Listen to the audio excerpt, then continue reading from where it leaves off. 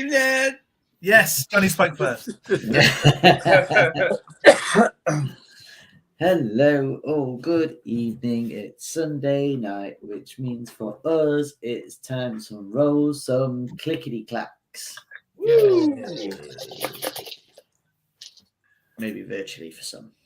Yeah, I hope we're all doing all right this evening.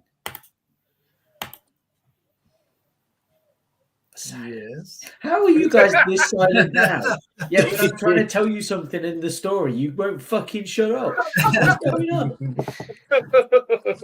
I'm excited about finding out more about the Giants. So before we get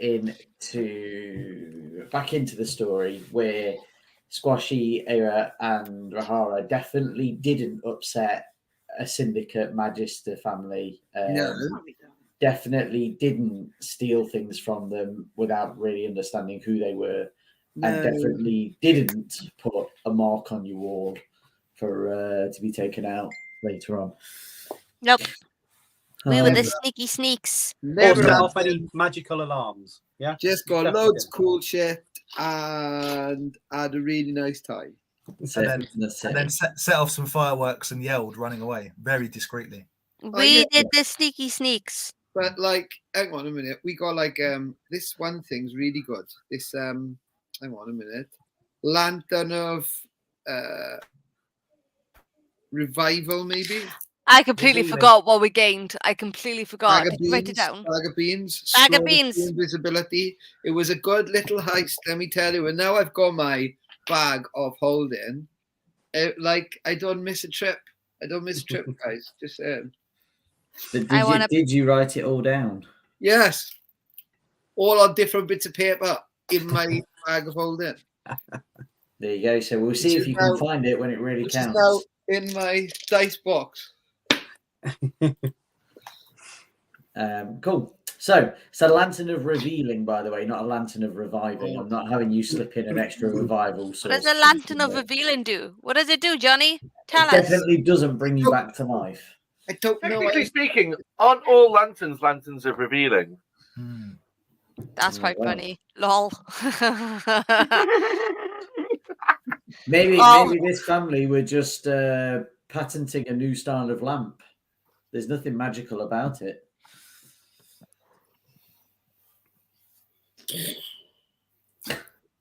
We're so talky tonight. It's great.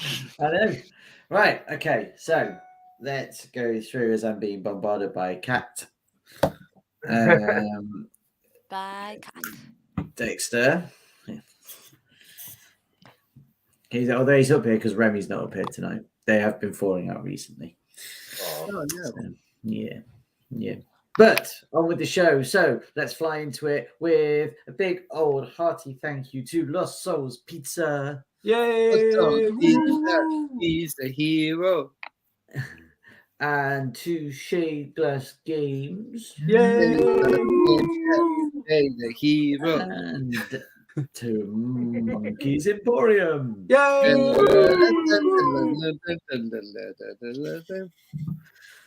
Wonderful.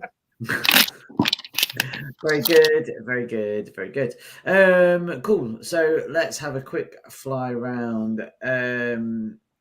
G, I'm coming to you because you can actually talk this week, and we've got you for how long? And the magic has gone for this week. Technical issues continue, but I feel it's a bit like Wizard of Oz, man. Behind the wizard. Look behind the curtain. No, don't. It's fucking awful. Yeah, I don't know. I've got a stupid name. I'm Sustranicopti Swami Derek Horsley, Susie for short. I'm a Yuan-Ti light cleric that you feel somewhat soiled by if they end up healing you, but it just creeps people out. He just likes people to go back into it and suffer some more, and you'll wish you hadn't nearly died. But it's all good. I think I'll try and make a full session tonight. Yeah, amazing. I also like the fact that you're getting more pissed off by your name than anyone else. I was going to say the exact same thing. I've never seen anyone like systematically week in week out get more disenchanted with the name they picked. Well, this is going to be cool. Fucking name. I didn't plan on having the flu when I put it together, and it's like, oh fuck's that! I'm going to do it with a sore throat. This is bullshit. Oh, good, Mr. Monkey. Good evening. I'm Rahara. I'm an half elf, half elf and half something, a bit of a mongrel. But we out at the moment trying to discover why all the giants are going crazy. It's good, I think. That's good.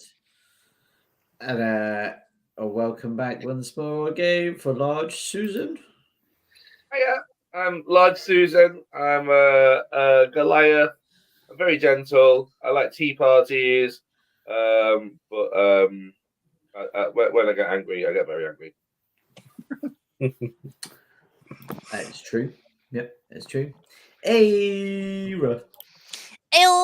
I am a white dragonborn ranger who likes collecting dice. That is my thing. I collect dice. Self-insert. And yeah, we were the sneaky sneaks. We were extra sneaky last session. We did nothing wrong. We were brilliant. We were. We were did fab. nothing wrong until you decided to lick the frog and shout and set off fireworks. That is just because we were full of so much joy. We wanted to share it with the town. Okay. We did nothing wrong. We just had too much. Ocean's 11, wasn't it? Ocean's 11, but Ocean's 3. We were the veritable bag of beans. We were. Oh, we had a bag of beans as well. Yeah. We did. I want to plant one instantly, but I don't know how many beans in inside bag. I want to eat one. Oh, should we eat a bean? I wouldn't. I've seen it was on the table of eating a bean. Definitely going to make whatever happen inside you when you eat a bean. That's. I mean, exploded apart. How many beans are in the bag? I don't know. Did you have to roll a D something? Yeah, we can have a look. We can have a look in a minute. 4. Hey, Seth. We have 4.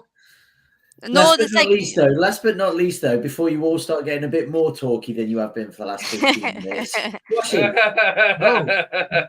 petrified frog is dead. Long live the bag of beans, is what I say.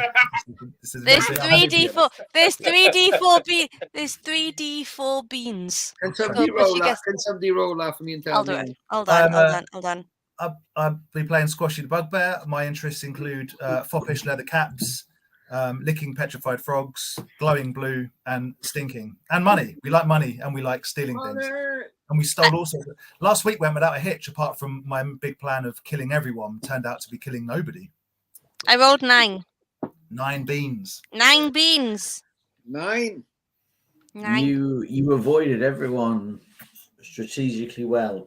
And didn't do like it's the only time any party has ever done exactly what they needed to do. Yeah. Not explored anywhere else, not done anything else, not because I had to go on a rampage. Because I had notes and he was upstairs in the front bedroom and we knew it was concealed. So. Yeah. Gary, I particularly enjoyed the fact, and as a DM, you'll know that I could tell it annoyed Bushy because he definitely had plans in every area that we didn't go to. That whole room he'd constructed a careful map. He'd put some really cool traps and stuff in there. You know it, yeah. And you just went, no, just going straight up here. Just go invisible. Just go invisible. Just walk through. No worries. There was a super mimic. Mimic horde. Yeah, a mimic horde. That's right. So yeah.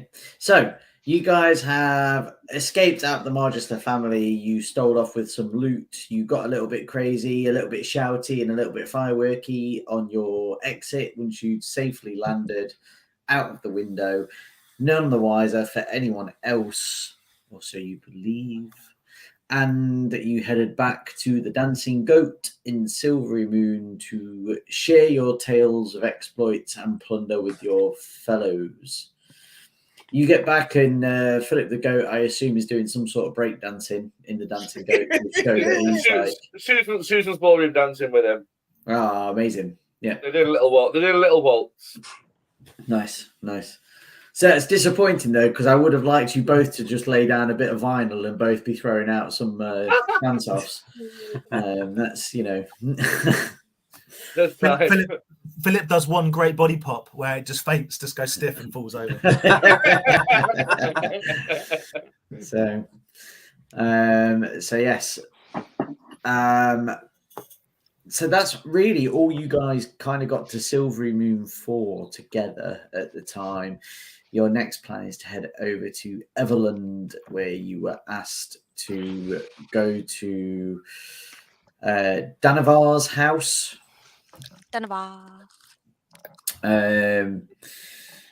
And meet a guy called Thalev there, and to hand over something from Darathra Shendrel. Yeah. So Harper's badge. That is correct. That is correct. Well, it's the seal of tribal that they've got, but yeah, it identifies that you've spoken to her, which is the main thing. So before we head off to what I'm sure you're all waiting for, which is the wonderful random encounters table for you all. There's a few bits. So first, are you doing anything in the evening once you guys have all got back together? Is there anything you want to do in Silvery Moon? We have beans and a frog. I'm just throwing it out there. Yeah. How much heat did you guys get for this heist? Do we need to get out of town quick, or are we safe to just mooch around? We were invisible. Invisible. No, I'm getting out of here. I don't get caught. Like, if I'm hiding for tonight, if we need to rest, that's fine. But I'm keeping my head down. You guys can do whatever you want, but I'm not getting busted. Do you know what they do to elves like me? They cut my ears and wear them around their necks like trophies. Oh, Universal Soldier style. Yes. Imagine what they're gonna do to a giant snake. No, he is. Make a lovely wallet or a belt or a pair. Yeah, of boots. you're gonna be a lovely pair of boots. Let's get on the road then. Okay, so nothing so well. So there are a few bits. So you spend the night and you relax, and when you wake up, you've each got a little bundle sitting at the base of your bed with you. There, in the bundle, there is a block of excellent cheese. Ooh. Wrapped in silk, a black bottle of old barge right wine, and a folded piece of parchment. On the parchment, for each of you, has the same set 3 sentences. Zira, the happy cow, Daggerford.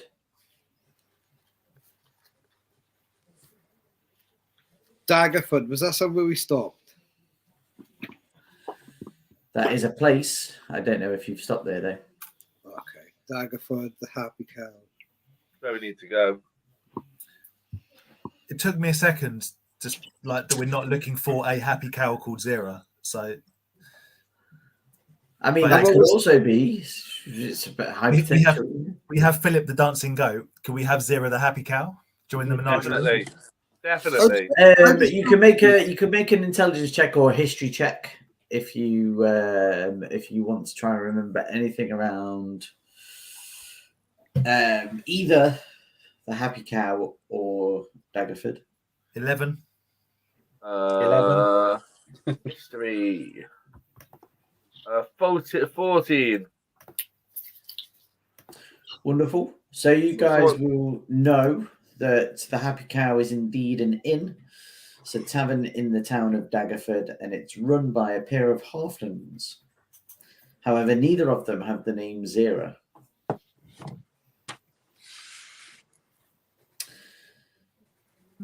If you ask the innkeeper if anybody's been in your rooms and they don't know any of the wiser, they are unsure.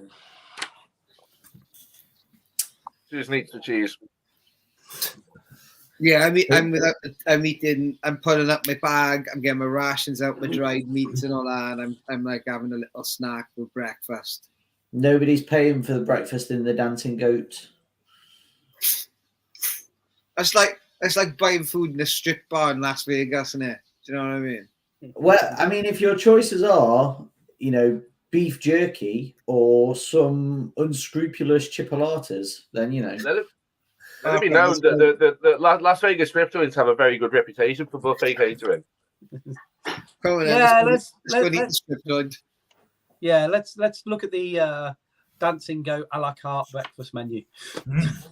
I bet there's ribs. I bet there's ribs. Hobo stew. There is a bacon sandwich. Yeah. Yes. It's a piece of bacon. or just one bacon sandwich. Folded over. One piece of bacon folded over in a sandwich. Yeah. There is some invisible bacon. That's quite popular. Yay! That's become quite popular in parts. It's been a trend that's caught on, and the innkeeper is, he's all thumbs up for. Does he accept invisible cash for the invisible bacon? For the invisible bacon, for you, yes, absolutely. However, you don't get the side plate of bread with the invisible bacon for that price. There's some other stuff. There are cheeses, there's kind of dried meats, there's cured meats, there's hams, there's some nice fish.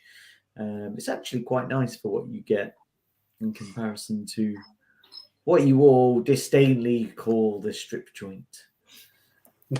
I take a bit extra, and I would like to, just because I'm nice, if there's any members of staff around, I'll chuck a couple of coppers in tip. I don't know. Very good. Do we need to deploy the lantern of revealing to understand how breakfast is made, or do we accept that it's going to poison us?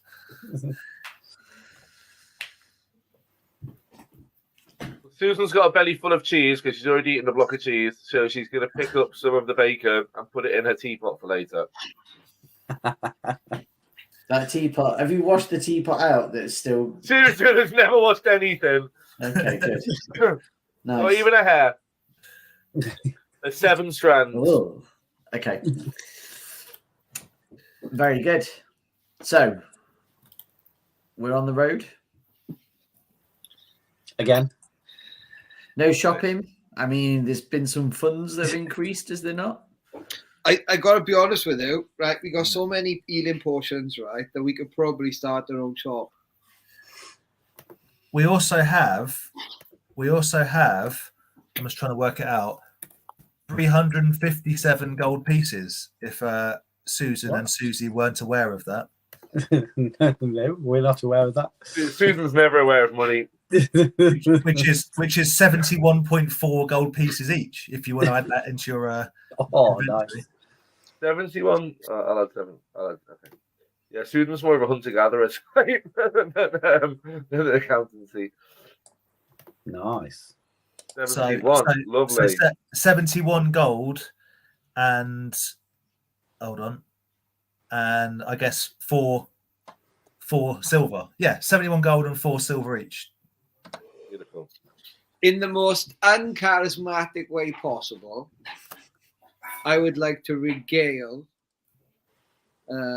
Susie the tale of us entering the house in extreme, accurate, painful, drawn out, tedious, boring detail, step by roll, as we travel on our way.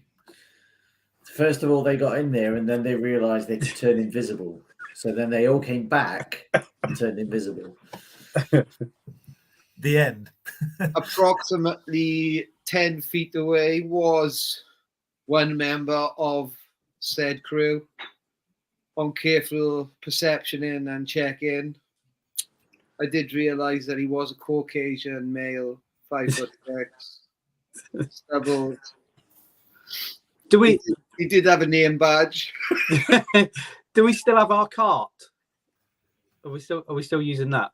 In that case, I'm sure we're sat in the back. Then my inner eyelids are just closing, and I'm going to snooze while he's regaling me. And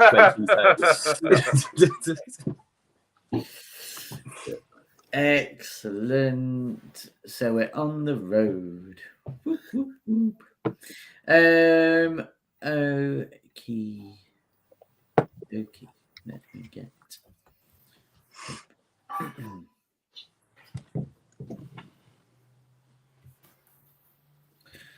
So I don't need that. I actually got costs out for you for things as well, just in case. But now they're closed, so no costs anymore for anything. I'm going to make tricked them you. up, and they're all We going to didn't be go shopping. super expensive. Okay, so I need my. Alrighty then. So we're heading over from Silvery Moon over to Everlund. It's probably a good in the car. You're looking at probably half a day to 3/4 of a day's ride to get over there. So it's a bit of a slow travel. Even if you're hooking up large Susan to go and pull the cart instead of the donkey, which I can't even remember the donkey's name. Excellent. What a force. What a force. Okay. So first of all, somebody needs to make me a D100 roll then, please. D100. It's weird not being a character that where you can't help. 10. 10. Yeah. Wonderful. You are slowly plodding along when across a field, Susan, you catch sight of a beautiful white horse. Pussy. It dashes past, stops, neighs, and dashes off again. And it's out of sight, as you're saying, horsey.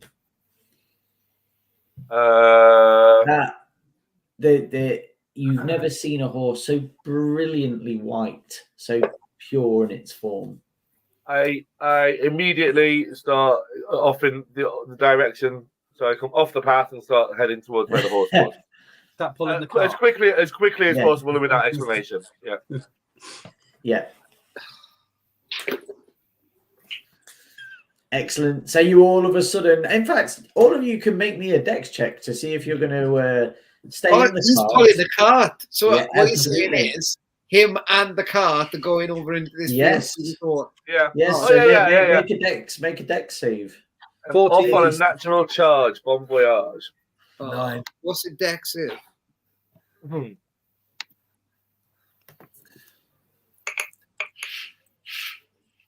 9.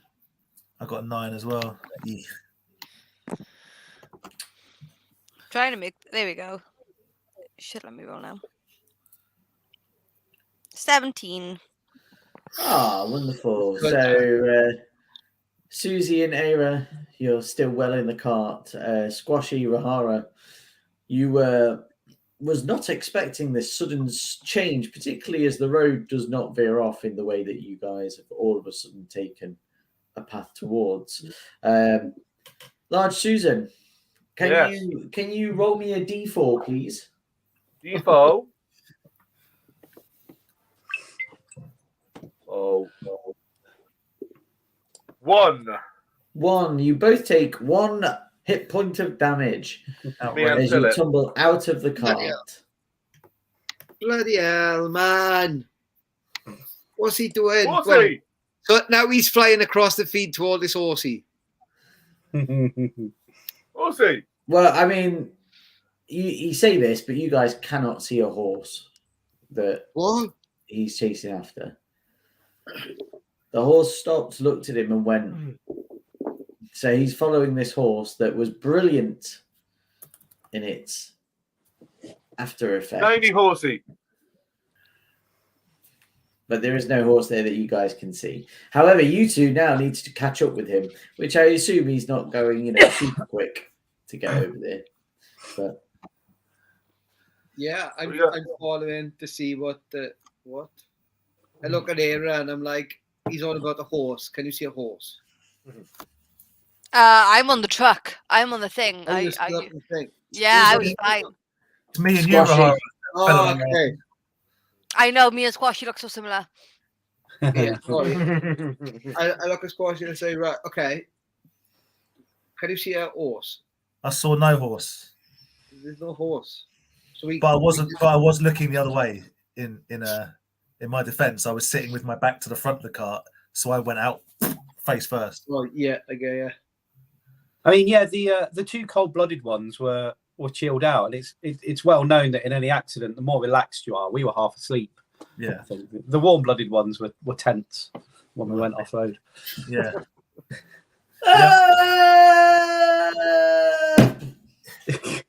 There is a dwarf that splats directly in front of you from the ground.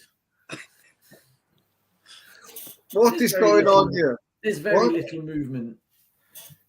But after a Wait, he's in front of the cart, is he? he's in front of you by about 15, 20 feet. Brilliant. Can I use beast sense and send Philip to check on him? Yeah, absolutely. What's that?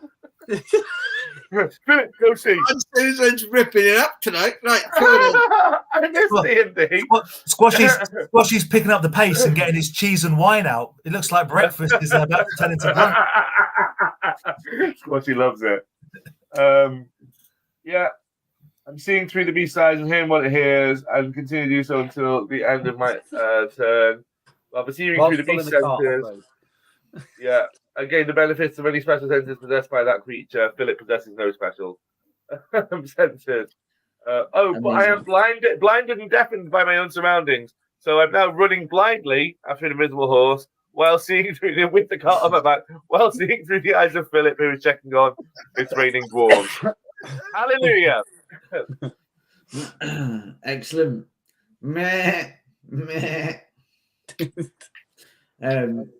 I mean, I don't know what goat is for it's Dead Dave, but it's Dead Dave.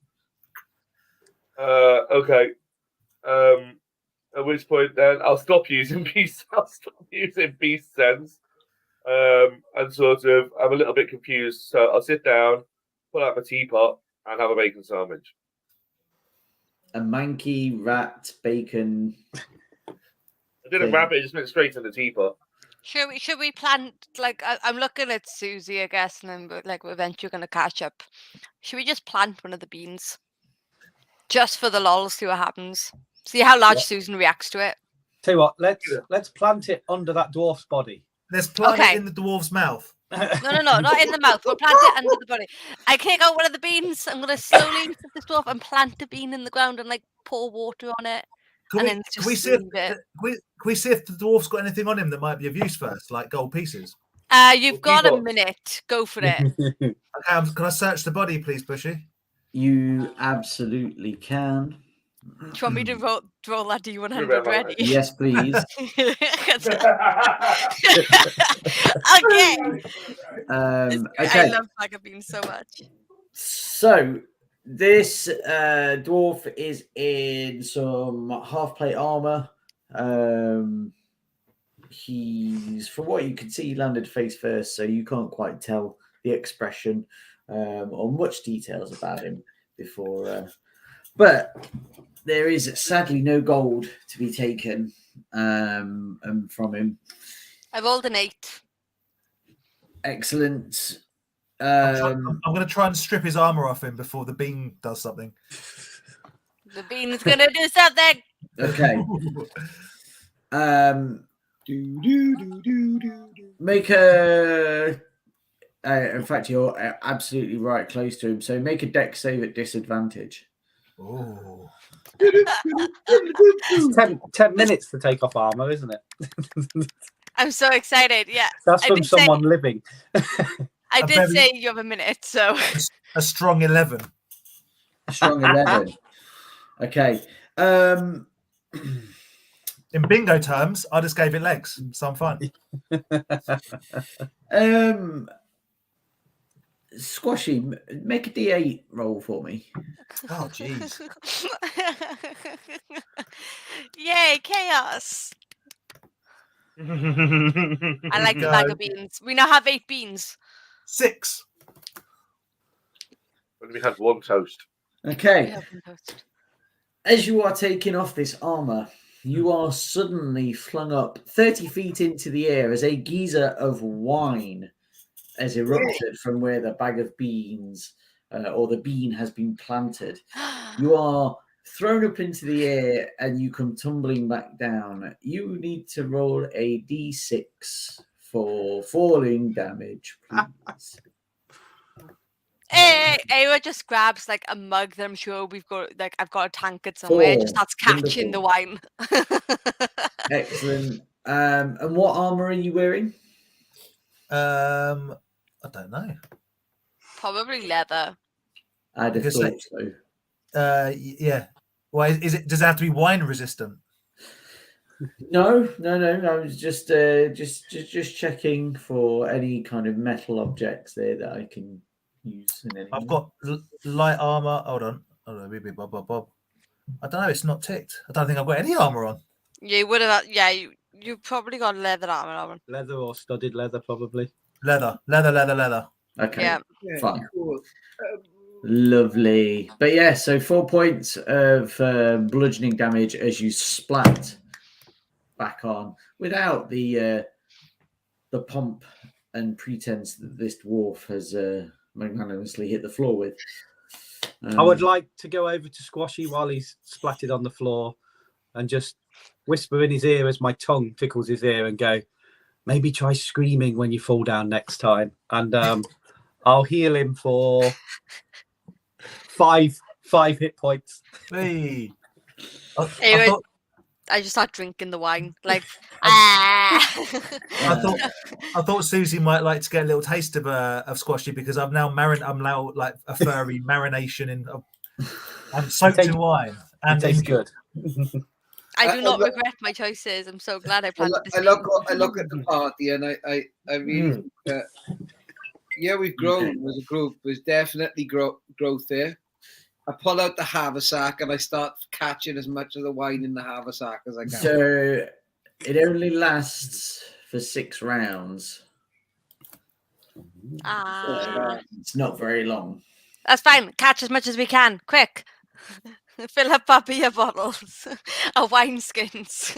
I'm filling my haversack. You know the haversack we got? 36 Haversack seconds. of holding, yeah. Hewitt's handy haversack. Good thinking. Enjoying the wine while we can. Yeah. So if we were just lying under a geyser of wine and then we would be absolutely hammered immediately, basically. Yeah, but Dungeons and Dragons, isn't it? Yeah. I mean, make a Constitution save if you guys want to be. Lord Susan's just having her bacon tea. She's not Can I also just have a look at the dwarf and see if I can assess how he died, or did he just appear out? How is the dwarf still there? If you put a bean under him and I got thrown in here, surely he's like. Just like Team Rocket, he's gone blasting off again. I got 15 for my con save. 16. 10. Okay.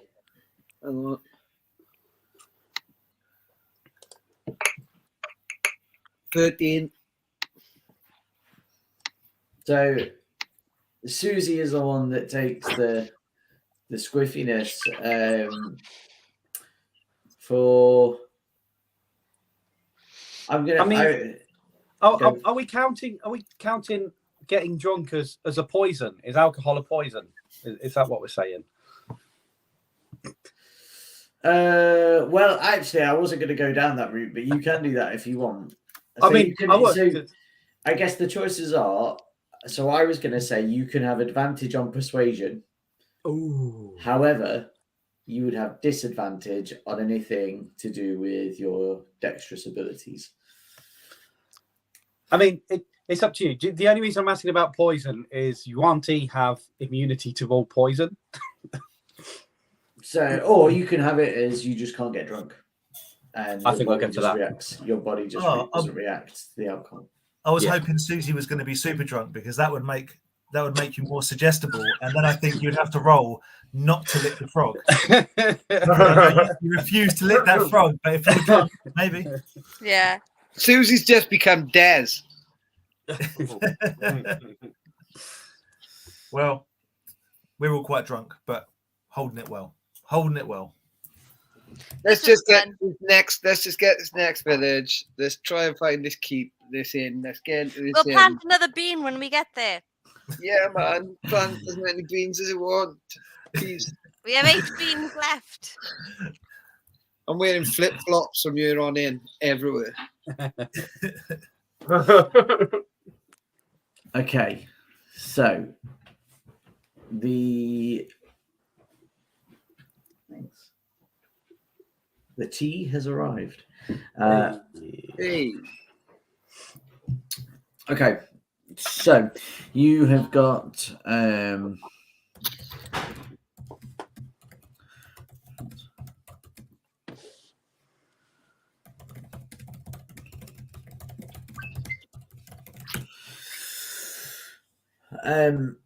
you've got one more random encounter before you get to Everlund.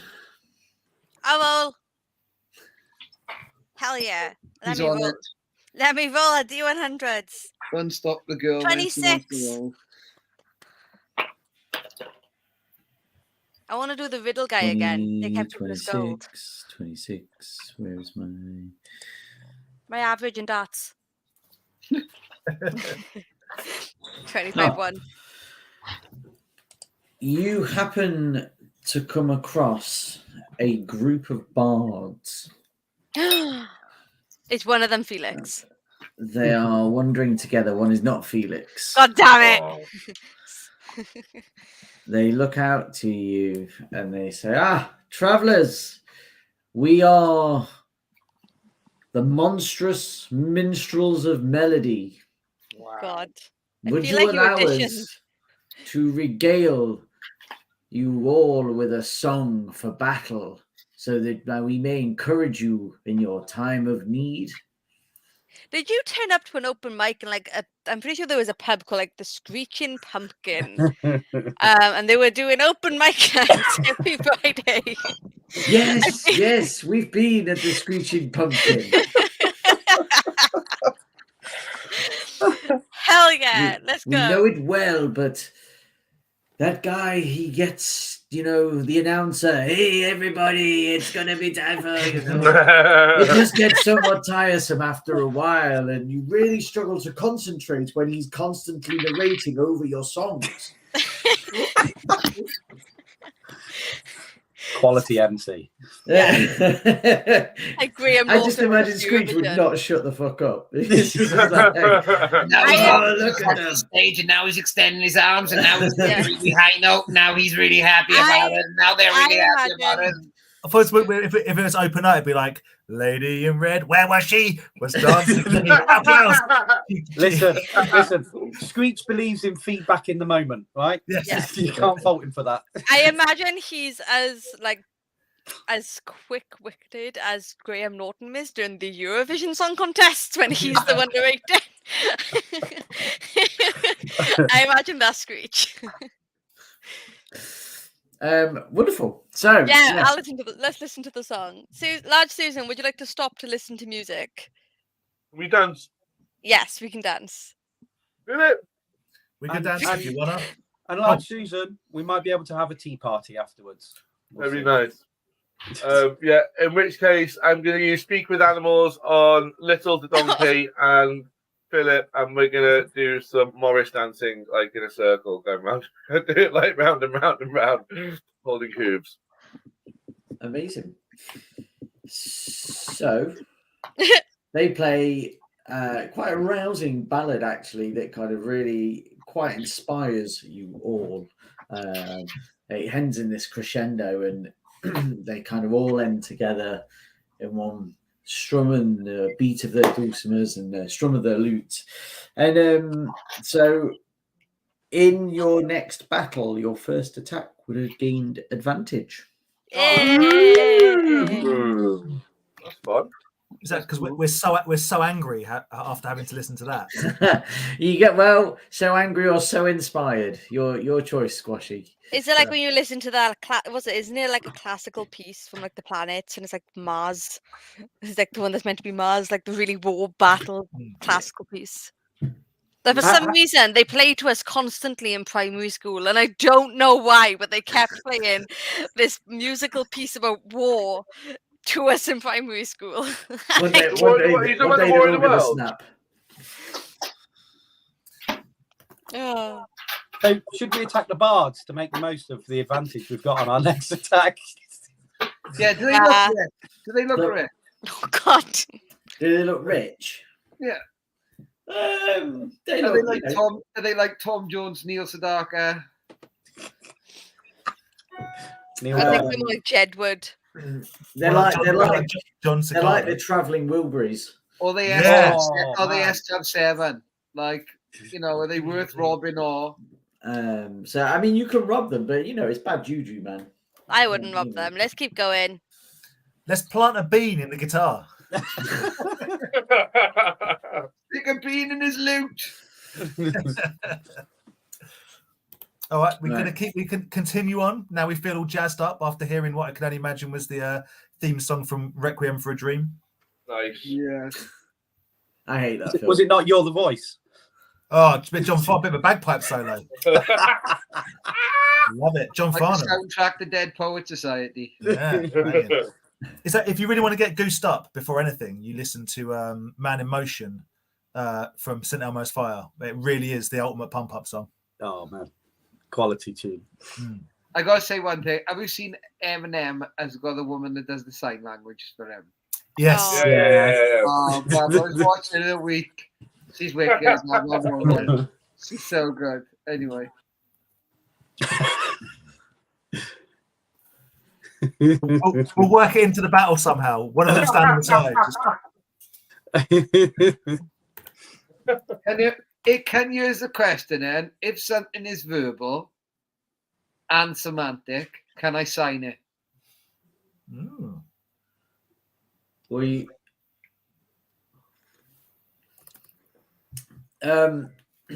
So yes, but the idea is verbal is that you'd make some sort of noise, right? Yeah. So it doesn't have to be, because your spell doesn't mean you have to say words to cast it. You could just go "Bah!" and yeah. From now on, then every spell I cast is now gluten free, and yes, a free. Oh! I appreciate that. The gluten free or the Tarzan? The gluten free. No. Oh, Yeah. I thought I was commenting on our comments as Mr. Dan Plastic, but apparently I'm also Tales and Lost Emporium. But I stand by it. Yes, you've got the touch, you've got the power.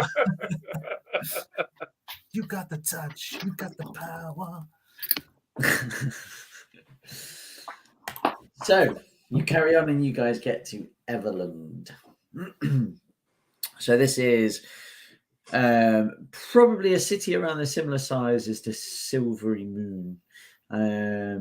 It's all pretty well to do. It's all kind of stone houses with nice roofs. It's all looking very nice.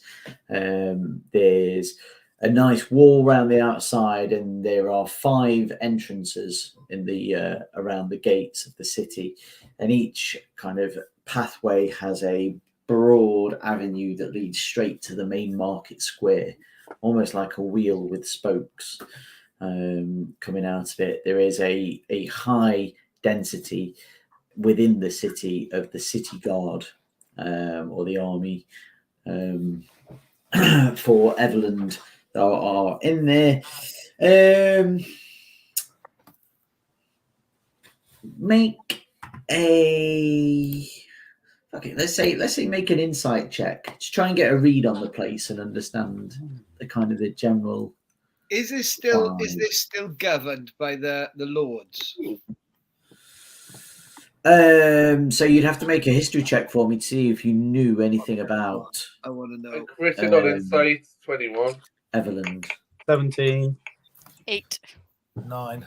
Yep. 16 on history. Okay. Cool.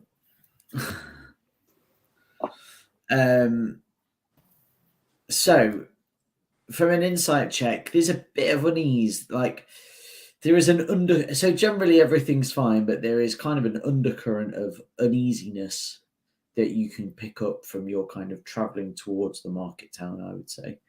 And that particularly, you kind of, there's mutterings about a separation. There is the word has just left my brain, but yeah, it's kind of this. It's politics, I guess, is the easiest way that's given this uneasiness. There's a real kind of divide. Revolution almost. Not quite. So, so your history check. So, what you know about Everlund is that it is. It's got a city's council of elders, Yeah. and there are 5 of them that kind of run it, and that's not really changed. What you will have seen and what would have been picked up from your insight with the crit as well, I guess, is that there is Everlund at the time, up until very recently, was always under the Lord's Alliance. And the Lord's Alliance is quite a broad thing. So now the city's council have voted in favour of separation from the Lord's Alliance, which puts them somewhat in a unique position that they can strive out on their own, which is what the whole manifesto is that the Lords are going for. I nearly said that, but yeah. But they, so they've said and they've claimed that it's in a symbolic show of support for Sundabar. And they've condemned the alliance. So those that are pro are basically condemning the Lord's Alliance for its failure to come to Sundabar's aid during the War of the Silver Marshes. But yeah, so what you will, for your crit on your insight, the mutterings that you guys will pick up as you go through is basically that there's kind of a belief among some members of the public that the removal away from the Lord's Alliance was basically an orchestration by the Zor family, and they've got quite a strong political influence within Everlund.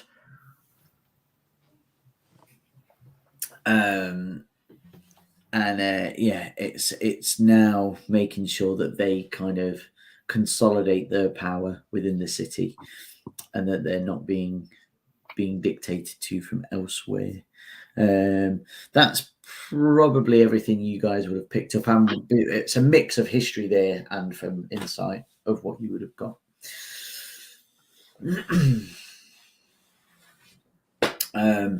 Danavar's house, if you are looking for Danavar's house, is quite an upmarket inn. So everything is quite nice here, like I say. So if you do want to do anything, you want to go anywhere in particular, let me know. But it's all generally a bit more upmarket than probably what you've been to, a la the Dancing Goat. So. Should we find somewhere to hang out first, and then before we head to Danavar's? So we need a base of operations. We need some form of tavern. What's the way like that? It's probably like it is now here for us in Nottingham. You know, it's not really cold, but it's kind of just a kind of a grey, overcast. We could just stop somewhere and buy some new. I have a feeling there might be a nice tailors. I don't want an ostentatious jackets for us, but I want good quality, thick, kind of the water drip off a front wax coats for us, so we can kind of walk through these places and kind of be a bit more conspicuous rather than fucking Brotherhood of the Wolf style. Yeah. And keep us I'm quite warm. Yeah, I'm quite warm. So you're gonna have to talk Lord Susan out of getting a new tutu. That's all she wants. Yeah, Ava doesn't really feel the cold. So Susan Which neither. is ironic if she's cold-blooded. You patient really feed her. nah, one of the things she's resistant to is cold. She's pretty good. Okay, so there is a couple of things. There's a few taverns in there. So you've got obviously Danavar's House, which is, as I say, quite an upmarket inn and tavern. Okay. There's the Dreaming Dragon. There's the Stag at Bay. There is the Missing Minotaur.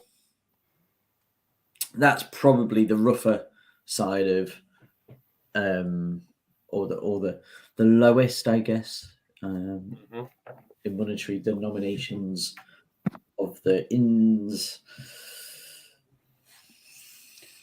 I guess Danavar's House then would serve our purposes, as we need to get some stuff done there. If everyone's happy there, though it's high end, I'm sure we can afford lodgings. Yeah. Right. Yeah. After Okay. Let's go. after the strip of bacon. So cool. So yeah, you get there, and there is a one-eyed half-orc that is the innkeeper there, and he's. We're a lot of half orcs around. We're encountering a lot of half orcs. A lot of people dating orcs. It's weird. They're all innkeepers as well, because he knows we're just going to kick off in the taverns. Well, you see, one of them wasn't an innkeeper. One of them we definitely going to try and blame the robbery on. I was going to say, basically, what he means is he's encountered one last week, and now there's one this week. Everywhere I turn, there's half orcs. It's crazy. and in the potion shop, and the one that assessed us as adventurers, and in one of the previous taverns. She wasn't a half orc; she was an orog. But okay. In this world of in infinite encounters, what I'm saying is I've met two. So you could have met a dwarf, but you decided to plant a bean in him and fire him off in a geyser of. I'm pretty sure dwarf was done for, was he not? Well, the goat said Yeah. I was thinking of checking him, and then I thought He was. He was dead, but you guys have magic and you can speak to the dead, right? So I didn't have that spell ready. So it's like, nah. I'm saying that there are ways and means. You can't just one moment scream magic and the next moment be like, meh, it's it. What are you gonna do? You're inconsistent with your D&D game. Okay. So he gives you a little bit of the stink eye because you guys aren't exactly dressed as the normal clientele. And he's like, So, rooms? Yes, please. And how much are we looking at here? Rooms for all of us. Adjoining. Room each adjoining. Room each adjoining. Well, that's what, 5 of you. Let's say 10 gold pieces in total. I'll stick 15 on the counter. Wow. And go. I'm sure that'll provide us a degree of security while we're here, and some food. Then take 5 back because you misheard.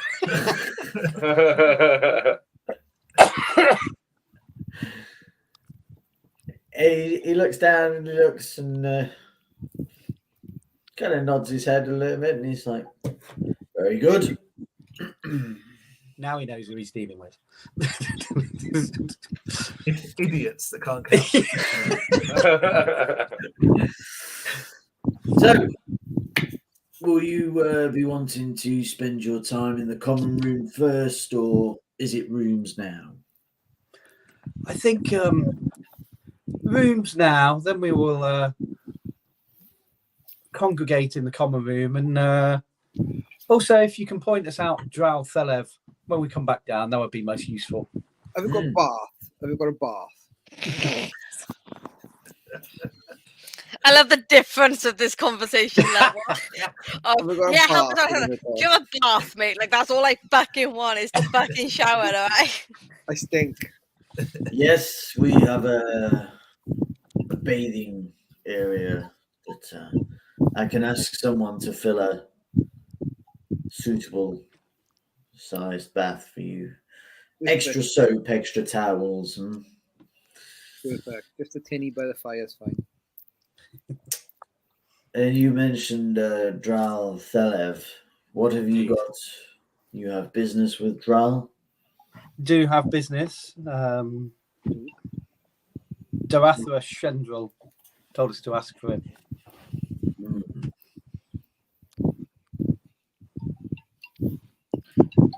I am Dral. Wow, we've aced that. Yes. I mean, you really should have your name above the bar. I am can make you a merely the caretaker of this inn. I don't own the inn, I'm afraid. Ah, okay. We'll put the tribor symbol on the counter. And it said, there's been some trouble in Tribor. Darathra lives. Tribal. What was that, sorry? Darathra lives. Yes, still alive. Town pretty beat up. I mean, we did the best we could. You should have seen how much fighting we did. We took on fire giants and orogs and big chickens, little fire imps. We fought as well as we could, but you know, damage was done. People were killed. Make a persuasion check. Can I add to that the little fire imps were really pesty? Like pesty. I used a lot of spells on them to help. I got a 15 on the persuasion. That'll do it. Come on.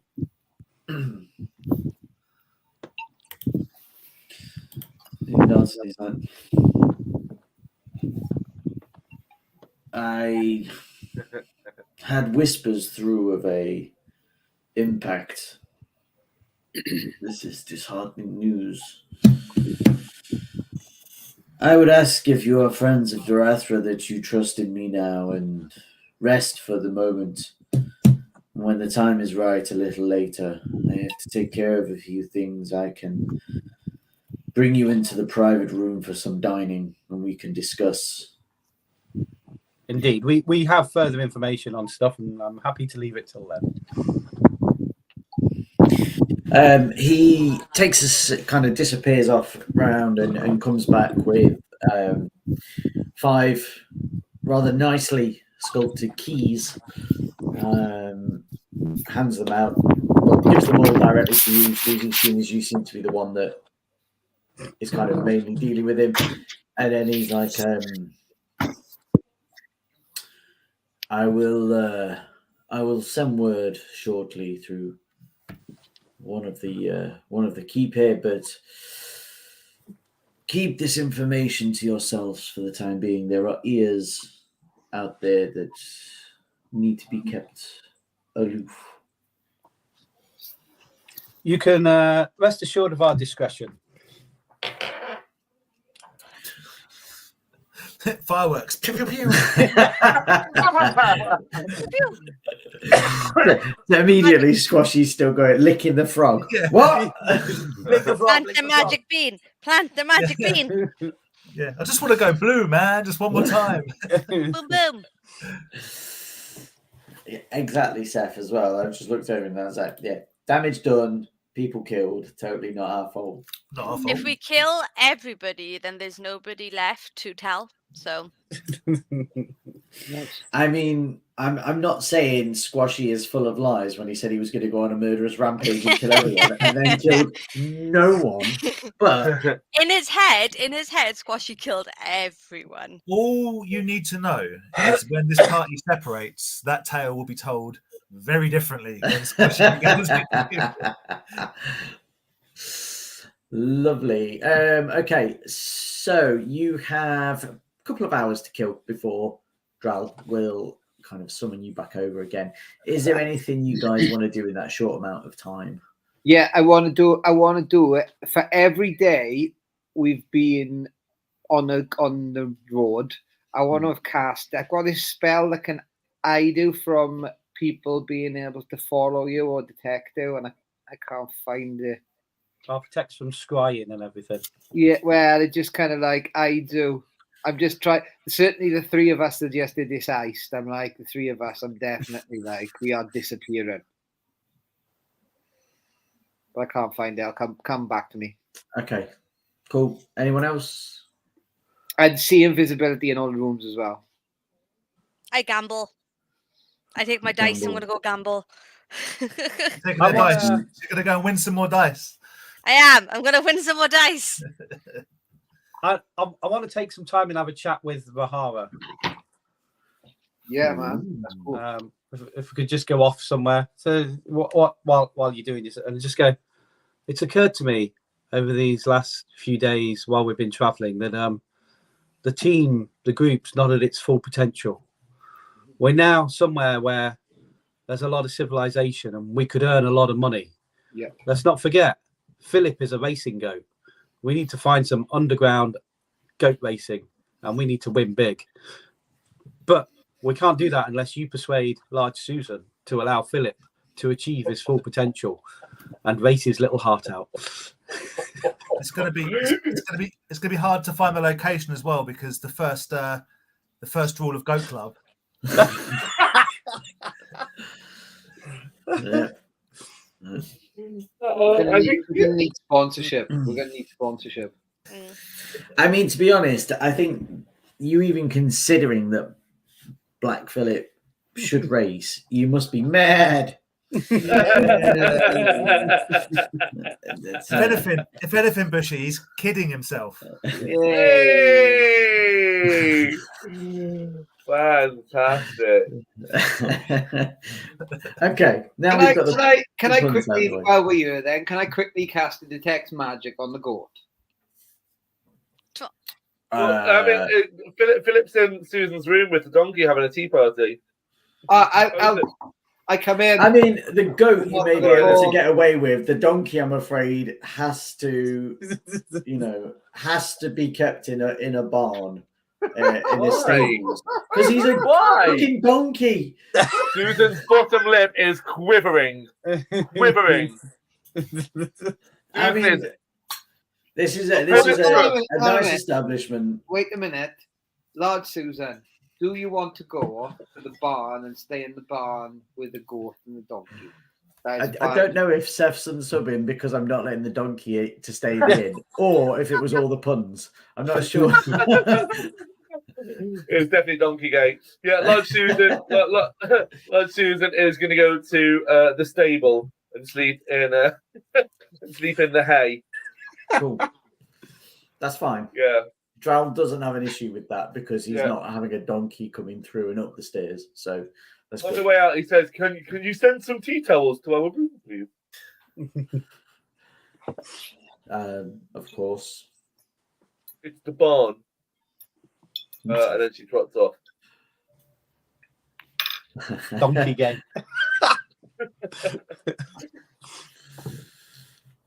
That's it. Oh, Donkey Gate. It does not matter whatever inn you're in now. There will be no inning of donkeys. We had a good innings. Okay. So, anything else? All good. Are you wanting to see if there is a bit of an underground to Everlund? Yeah, okay. Yeah, let's do that. Underbelly's in a barn. The fact that I'm looking for somewhere to gamble, I think, will prove there's an underground somewhere to. Well, I mean, in taverns, there's always kind of gambling going off, right? Yeah, well, let's go. Let's start with them. They're it's not as simple as standing on the table and going, "Hey, up, does anybody want to raise my goat?" That being said, if anybody would like to try and run faster than our goat around this track, right? Yeah, strictly goats only in goat racing. Come on, there's no crossing. They Okay, can okay, cool. identify the goat. So, Got a point. if so, you can just go gambling and like find bits out socially. If you're particularly wanting to see if there is actually like an underground, like a thieves group or something like that, and something of a more kind of subculture status, then you'd need to do an investigation check. If you're just looking for people with connections that can, maybe there's a goat race, maybe there's not, then we don't need to go for the investigation. You can just go on social. There's always a goat race. I mean, we could do half and half.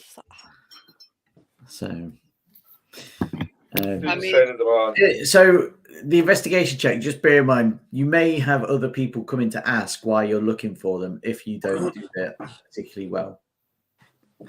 I tell you what, then I'll do it like you said. I will do it unintentionally. I will roll.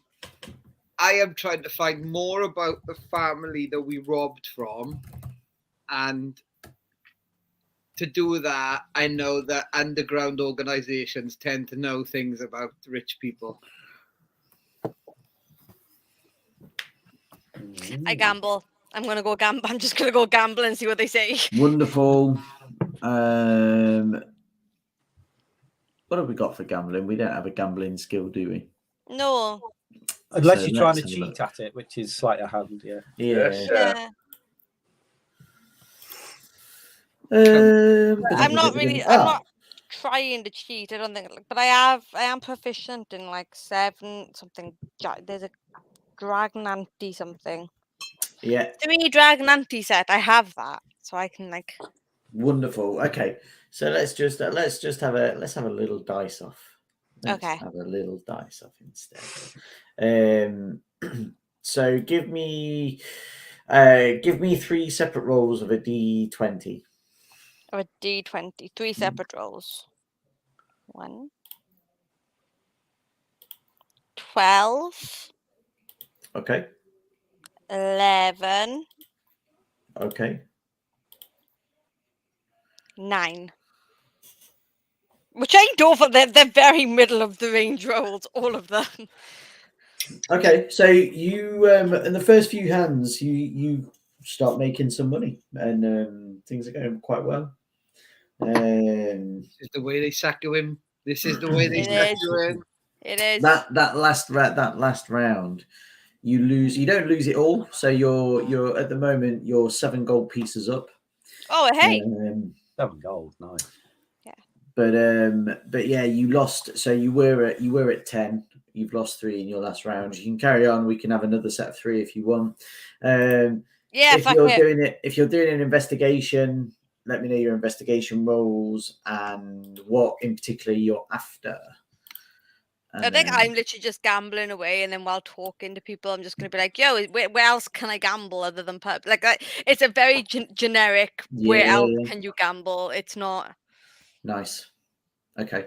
Is that an investigation, or is that generic? No, that can just come out in the conversations. I think if you're not looking for anything in particular. Yeah, that's just to see what they say, because they might say more. They might say, "Oh, if you check out here, there's a hidden, just generically." Yeah, I like that. Got a 9 was on trying to check. investigation.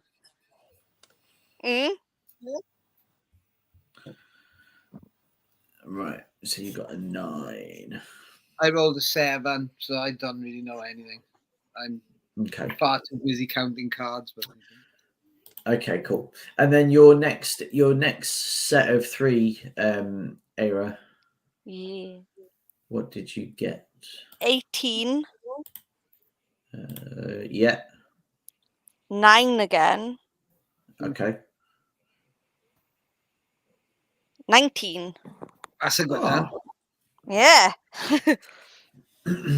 Nice. So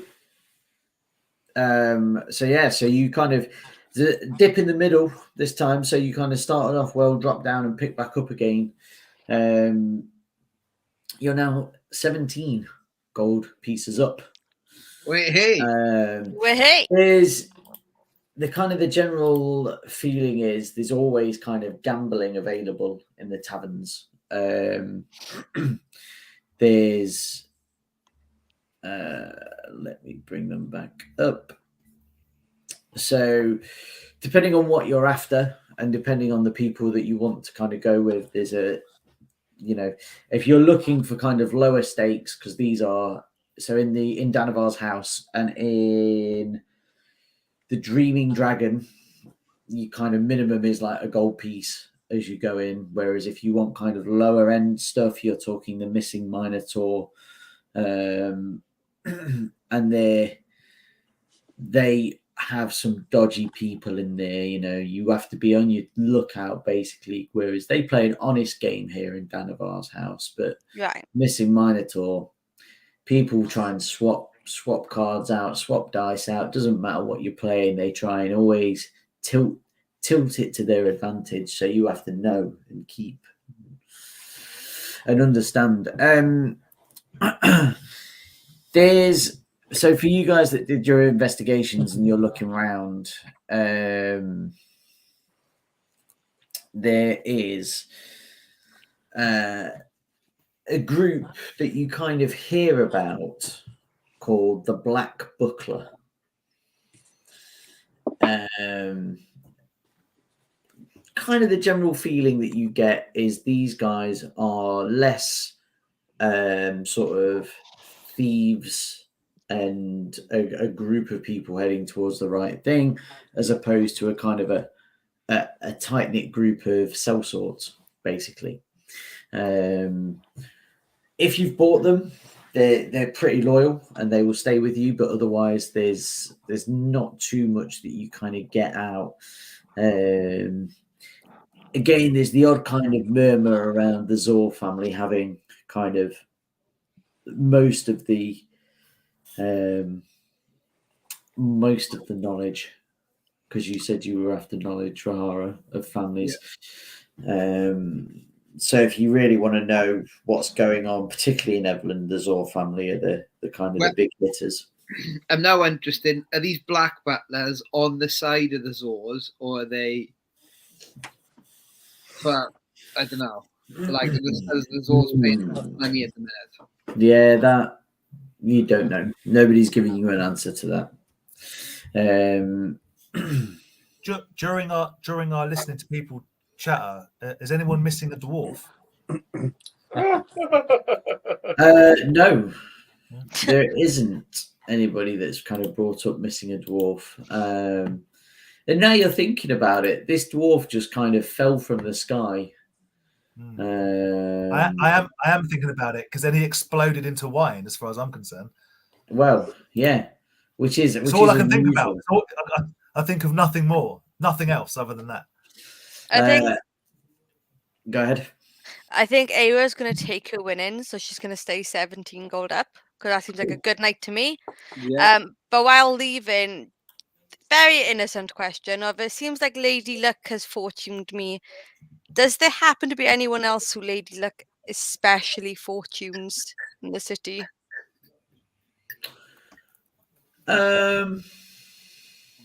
Interesting.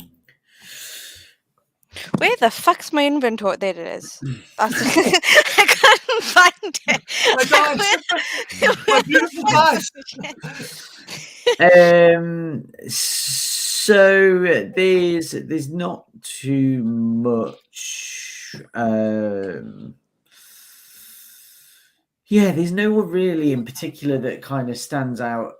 There's murmurings around it again, as we said. The kind of the Zor family are always on the win, and there's this thing of kind of one of the run-ins is, they must be with the Zors, and they kind of if you're constantly on the up, it's rumored that you are under the pay or you're in keeping with the Zors. But other than that, really, there isn't. There's not anybody that's. Where are the? They haven't. Nobody said where the Zors are, right? Like, there's not like, oh, that's their house. Yeah, no, nobody's pointed them out.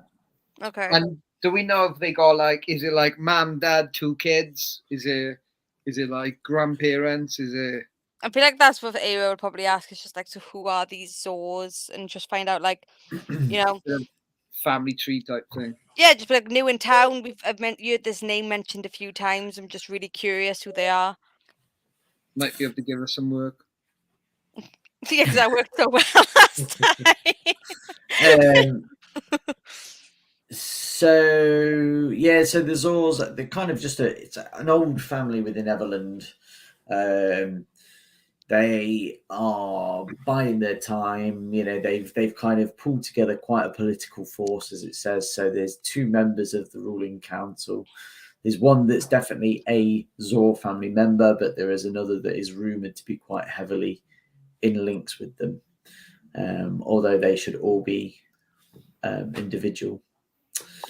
As for family members, so there's 3 brothers and there are 2 sisters to parents. Not sure about extended family. There was aunts and uncles, but there's kind of been a core group that's kind of followed through. It's certainly for the last 2 generations. So is mum and dad still alive? Yes. And they're basically like the royal family. They're just cutting down and keeping there. Yeah, to an extent. So they are definitely the highborn of the area. Do they frequent like this? Because obviously this is a reputable establishment and all of that. Do they frequent this bar? Or do they frequent? Yeah, and any of the sons bad boys? So it is when it gets mentioned, eventually you will work out that the Zor family actually own Danibar's house. Oh, there we go. Nice. Perfect. They have grown a casino, have they? Oh, lush. Yeah. I'm glad I got to play here now. Take my 17 gold after all that and just be like, thank you very much. Bye. Wonderful. 100% give 1 gold to Bolt. It's like that's for Bolt's own little hoard. But it just like he grabs just this one piece. It's like the same size as him because he's tiny.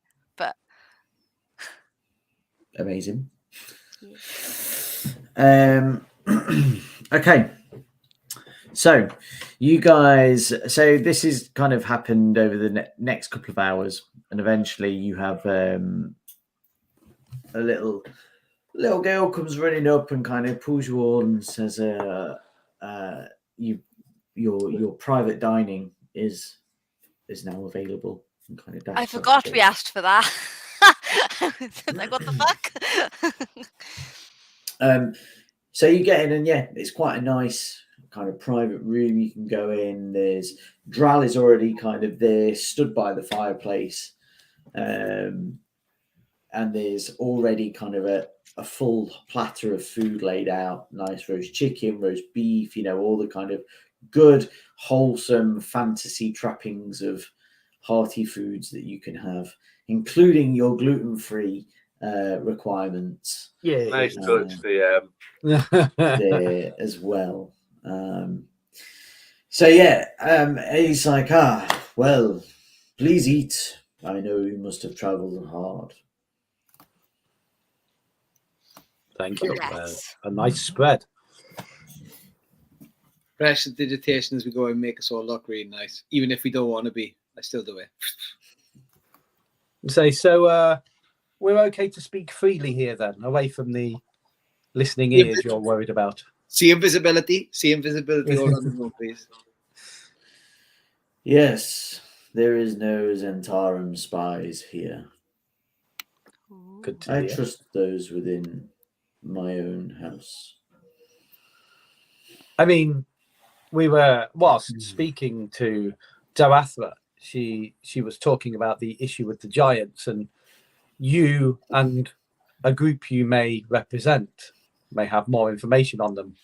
But before that, we spent some time with a cloud giant that was worried about the ordning that the ordning was broken apparently amongst the giants, which was leading to outbreaks, which he was investigating, and he seems good for the cause, as it were. So I don't know if this helps with your investigations.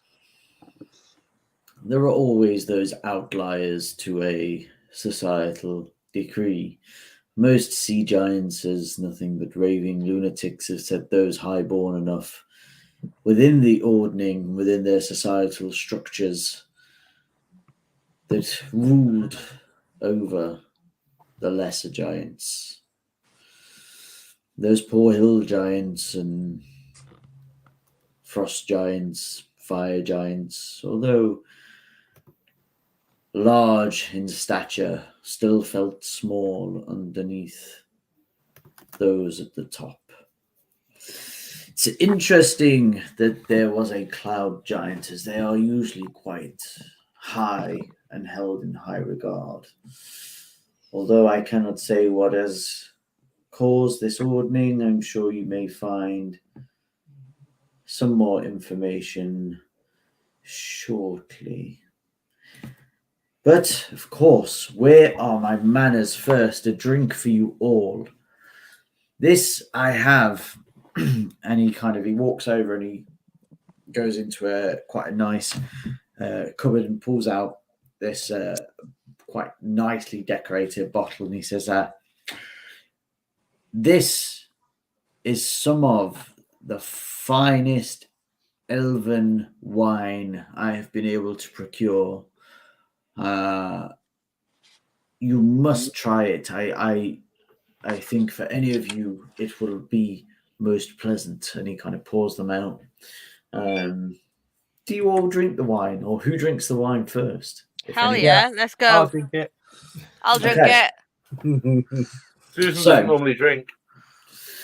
There is. So what happens, and I will say so, Ira and Susie, you guys drink the wine. And it gives you that hit of blueberry followed by those softer notes, that kind of waft of leather as well, kind of just being nurtured and pulled through. It's all really nice. And then pop, you find yourselves somewhere else entirely, and I will explain where in a moment. For you guys that are there, you see them kind of take the swill of this wine and then teleport and zip out and disappear.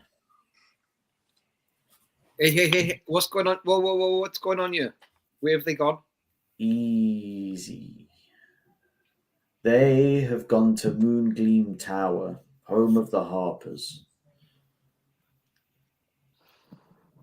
Why? Why? Because we have information that you obviously are interested in, and we can help each other. The ordning, should it remain broken, will cause untold damage across the realms.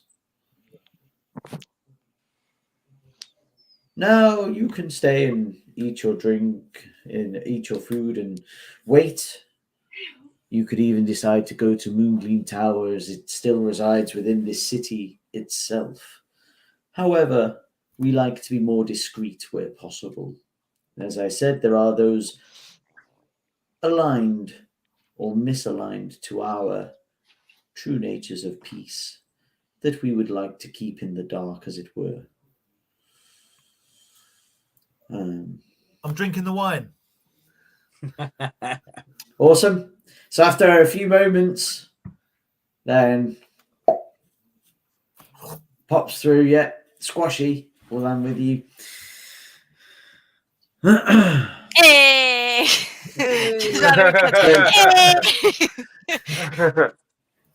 So Susan and Rahara are left behind. Yep. Eat all the food. Someone's gonna have to stop Susan from eating all the food. Yeah, I mean, Drow She's isn't gonna going go to back stop to- you.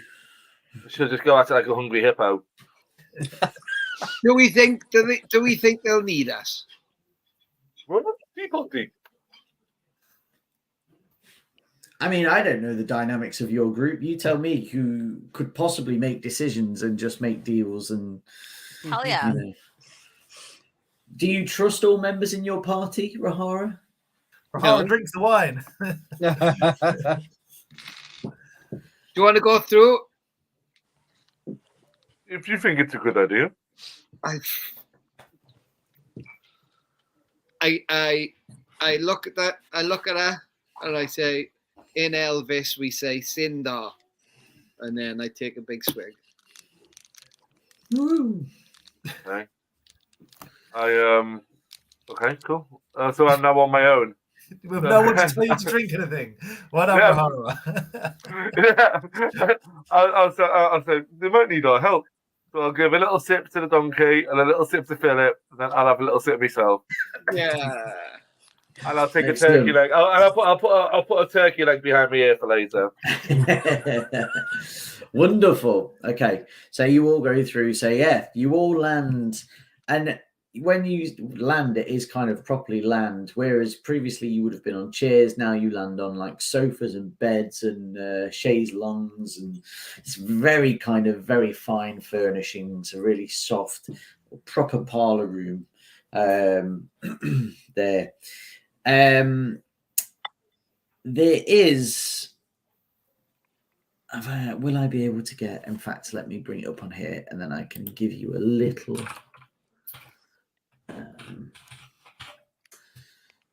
It is going round a. Let's go round again.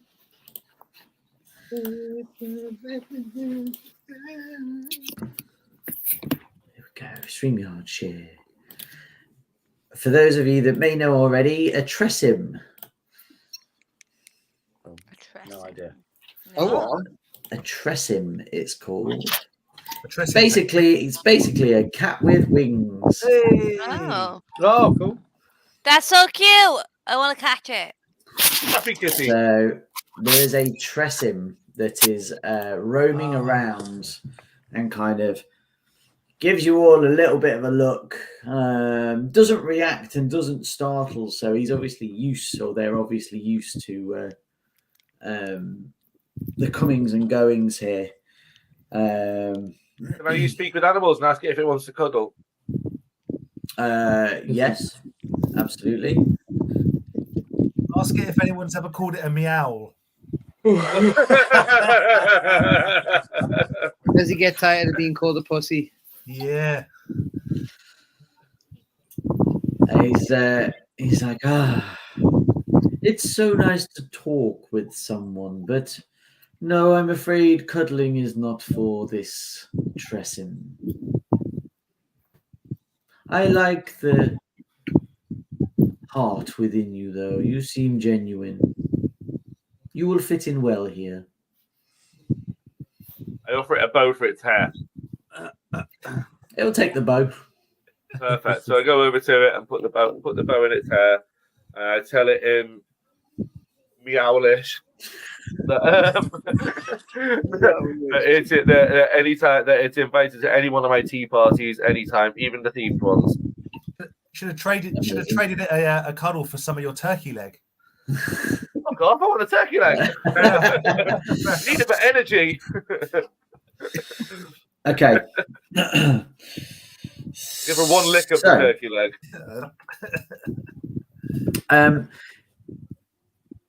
This is still a bit of time, and it takes sort of 15 minutes, and this Tressim kind of comes, checks you all out, and leaves again. And like 15 minutes later, there is slightly, say eccentric. He's not eccentric. He looks rushed.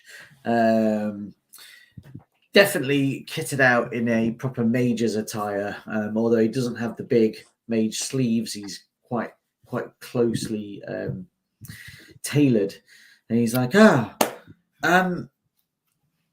you have arrived from Danivar's house. Yes, good. Yeah. Drell sent you. You know where you are, I understand. You're now in Moongleam Tower. So welcome to the home of the Harpers here in Everlund. It is a pleasure. It is a pleasure indeed. I trust you are here to bring the fight forwards, the help. There's only so much that we can do with the help that we have, and we have so much to do and yet so little time. Now tell me, what do you know of giants? Well, Big. Well, them fuckers. Right. My favorite enemy. Here we go. Instantly, his eyebrows are like, whoa. Right. I actually do have a thing for when it's favorite enemy. I have advantage on survival checks to track favorite enemies, rather than intelligence checks to recall information about them. So do I just make an intelligence check? Yeah, sure. Era's quite goosed up because she's been drinking only wine and gambling. Yeah. Come on. I've got something I want to say about giants. But I used all my good rolls. So it's 9. A 9 with advantage. My intelligence isn't that high, so but they are my favorite. Even with a 9, they are my favorite enemy. Okay. Okay. Like, good. So I have no doubt that when it comes to the battlefield, you will be prepared. I step forward and everybody in the party rolls their eyes. And for the next 20 minutes, I proceed to tell within like the smallest amounts of detail, everything.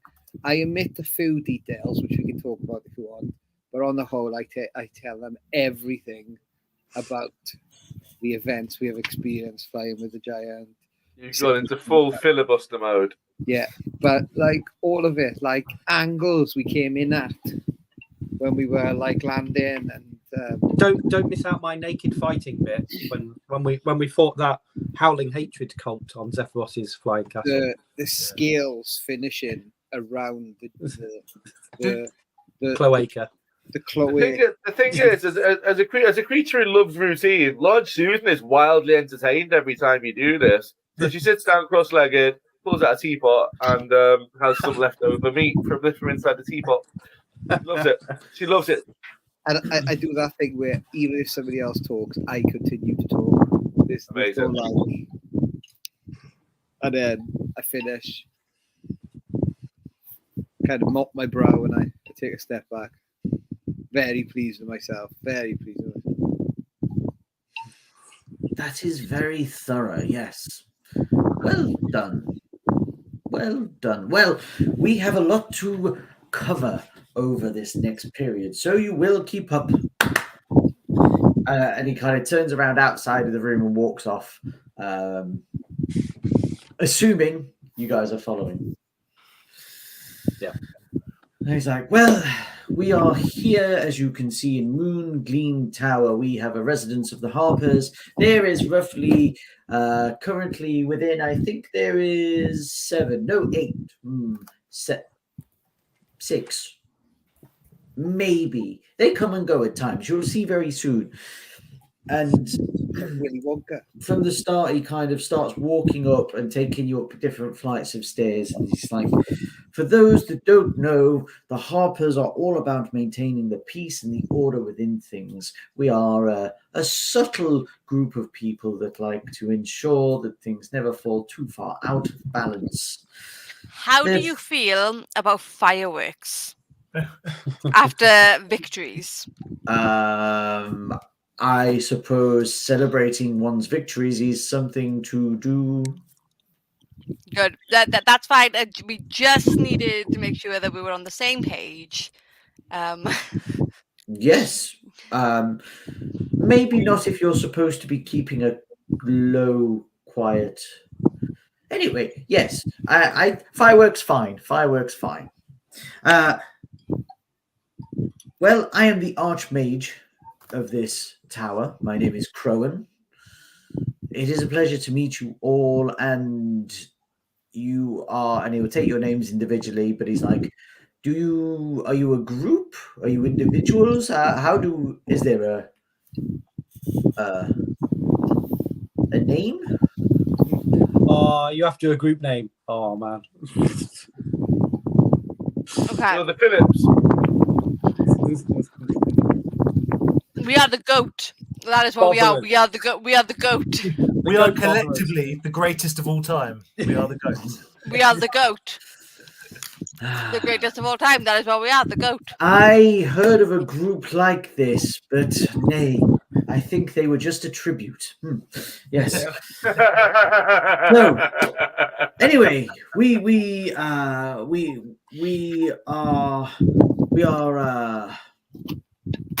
governed, if you will, by the Moon Lord, who currently is a Daviana. Always very busy, and however, you will see them. They're the master of the tower. They will come and go as they please. The Tressims, feel free to engage with them. They can be a little bit standoffish, but we like them around, and they generally keep the place rat-free. So, yes, the tenacious goats. There you go. Tenacious G, I love that.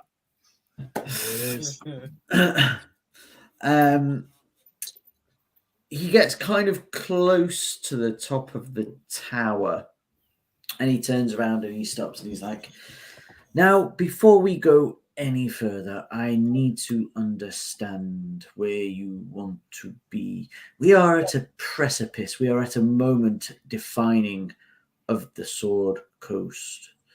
You see, the breaking of the ordning, however that happened, and we have our guesses, potentially with some dragons that may have shattered, or potentially some wizards. There is a cult that we know is harboring and growing in power. They could have caused this. We have investigations going on. However, the main thing that we currently understand is this breaking of the ordning is causing the giants within themselves to rupture, to fight, to look for a structure and find their place amongst themselves once more. It's given the hill giants the ability to stand up and be countered. So, to bring peace back to the realms, there needs to be an ordning once more.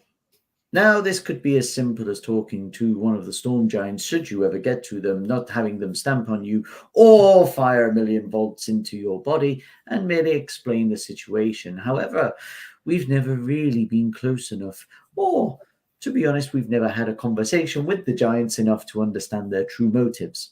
I find the fact that you called this Zephyros very interesting, and assuming that their abilities to control this tower have not gone too far, we may be able to track them down and help. But before we enter this room, are you all prepared to bring balance back to the realms? Is there some kind of payment scheme?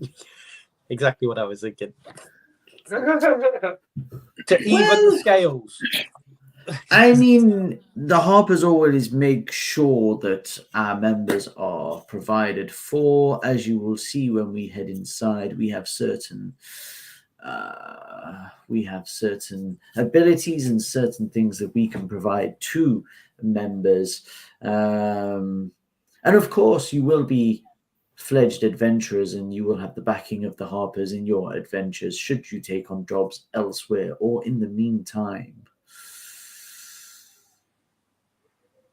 Do we get a flying cat? Should one of the Tressims take a liking to you, then of course they are free to leave. We do not hold anyone captive. I mean, I'm all in, guys. Sounds good. There'll be plenty of healing to do, which means more suffering for everybody. It's going to be suffering. You might get to heal a giant. Imagine how much suffering that would be. Oh, man. Suffering's going to be traveling with a cat shitting everywhere.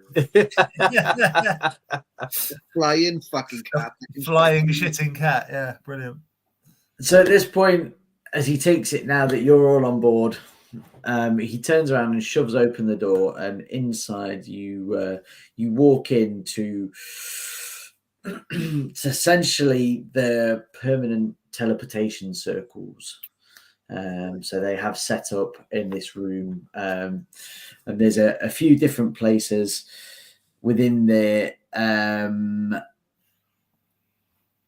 I can give you the locations in a moment.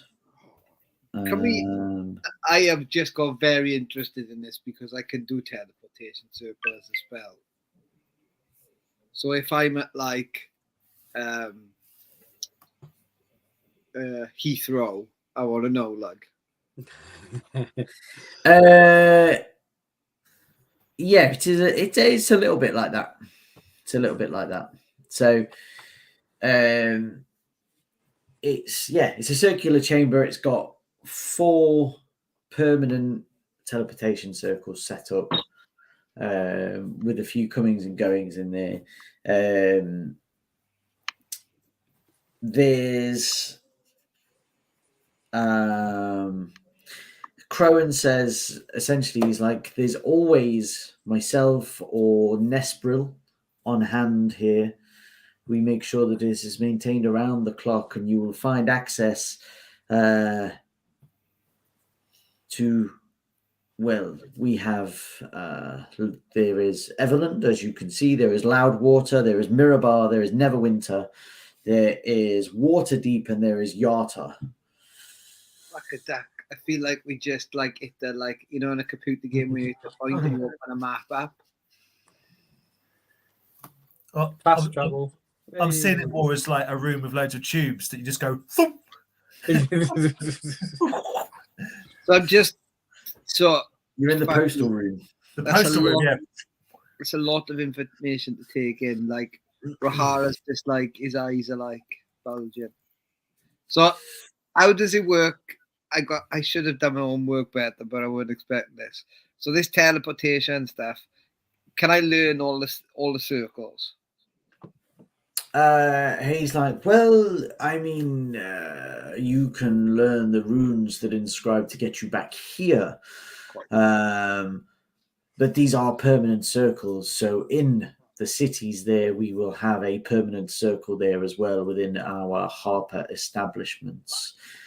It's very important that you keep this secret about yourselves. And as members of the Harpers, you will have free access to our teleportation circles. There is an importance here that obviously you keep us up to date with what's happening. And it's very interesting that you mentioned these fire giants taking something of important value to them from Tribor. They dug some up. They did. Something old. Also, have you ever heard of Yancy Bin and the Howling Hatred cult? Yes. I'm afraid they are aligned with a rather evil dragon. The Howling Hatred themselves, potentially one of the many that we are considering having shattered the Ordning to begin with. I consider myself more of a curator, a collector, not really an adventuring type. So any information you can gather and bring back to me, and I will be able to assist you, as it were, and the other Harpers in organizing our forces and demonstrating where we should be concentrating. Well, I can arrange an introduction to Zephyros, the friendly cloud giant, if you wish.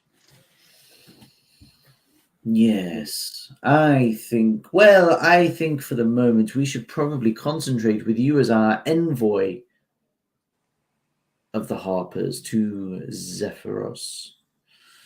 See if you can, see where his actual thoughts are. Maybe he wants the Ordning back because the Cloud Giants would benefit more. Did the Cloud Giants start it? Who knows? Not everything meets the eye in these things. However, don't tell that joke to Dral. He never understands what with the, So, your choice, I am afraid. We do not have too much information. As you can tell from the Tribor incident, our agents are somewhat scattered to the winds, and we are on a drive to look for reliable adventurers such as yourselves. There is many that we can engage with. There is several that need support.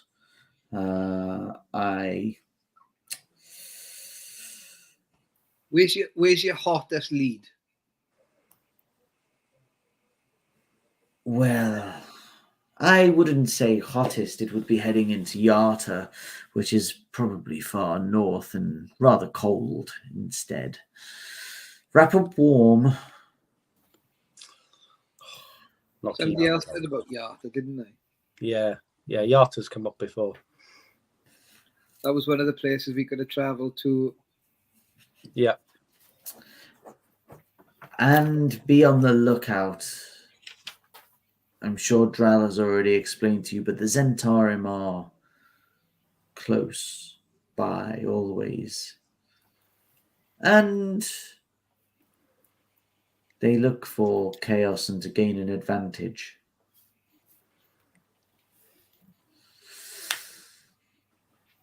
So,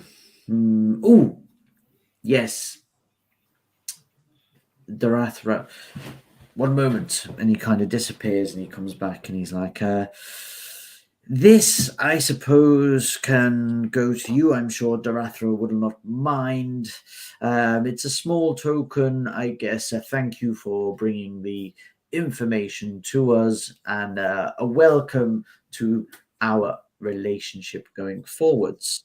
Inside of this, there is a few spell scrolls written or rolled up. You have a scroll of Dispel Magic, Fly, Magic Weapon, Sending, Tongues, and Water Breathing. Oh, the water breathing will come in handy when I have my trident. Wow.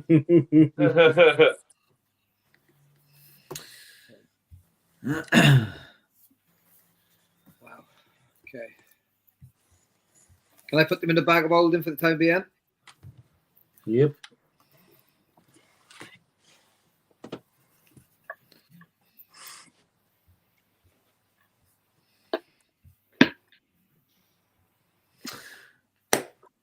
Now, for the coldest lead, Yarta, there is a faction there known as the Kraken Society. Again, there is concerns at the moment that they are partly to blame, and the reasons why we may be facing this large-scale invasion.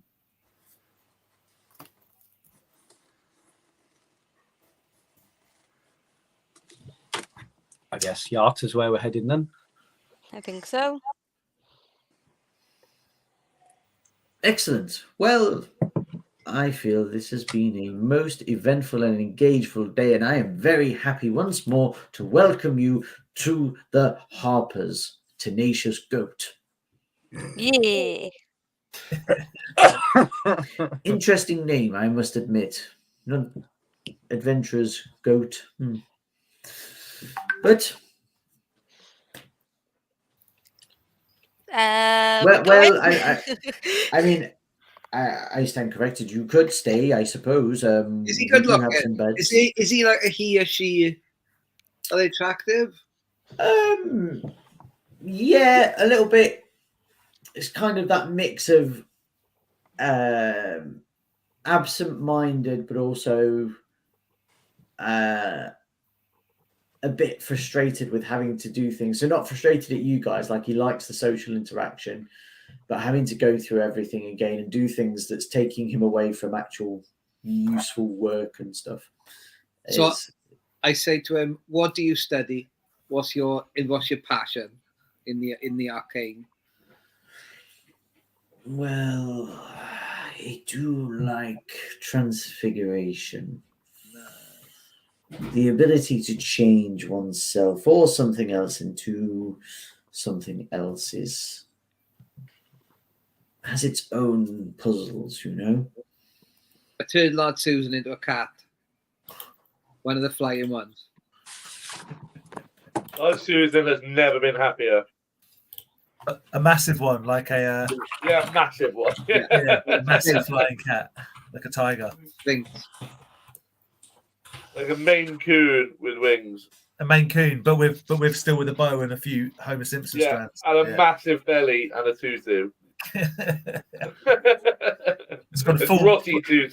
It's got And then full I change it red back, and then I change it back because we can't go where we're going. And I say we should talk. Maybe one time we can sit down and I do find the arcane interesting. I like to learn. Much of that. I would look forward to that, Master Rahara. Good. I like it. Come on then, show me how to use this circle. I need to learn how to do this. Are we all ready to go? Do we need to do anything before we go? Yeah. I think we're good. I'm gonna cast sending and to Zephyros and just send him a message and see how he's doing. And just going, we're helping the Harpers look into the ordning issue. Heading to Yarta. How's the castle going?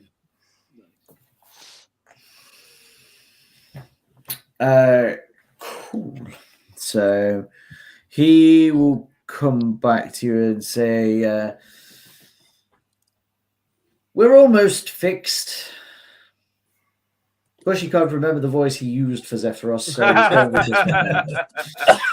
with which I know isn't right, but still. It was similar to Crowan's. Was it? Yeah. Okay.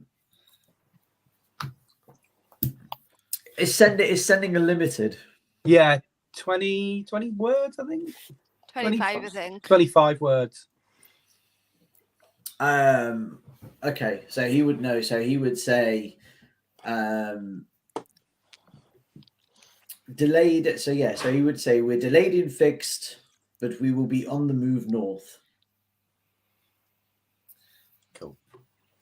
Did Susie say, "Tell me why you build castles in the sky"? I can burn another spell slot to do that. I wouldn't. We could arrange to meet him in Yarnton. In Yarta. Yeah, he knows we're heading to Yarta now. He said he's going to head north.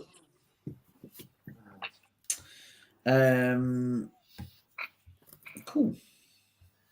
So, at that point, unless there's particularly anything that you want to know, then we're at a point when we would be ending. Ooh. As you head off into the big wide world. Yeah. On a secret mission. For the Harpers. Mm. Pew, Pew, pew, pew, pew, pew, pew. Yeah.